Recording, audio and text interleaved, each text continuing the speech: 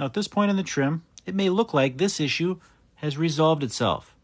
But if we look up inside that hole, we can see that that is definitely not the case. So let's get after it.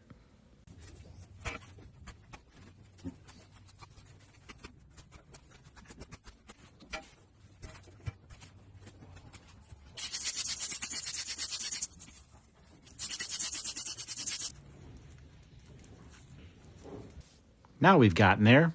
Nothing the salicylic acid wrap won't fix.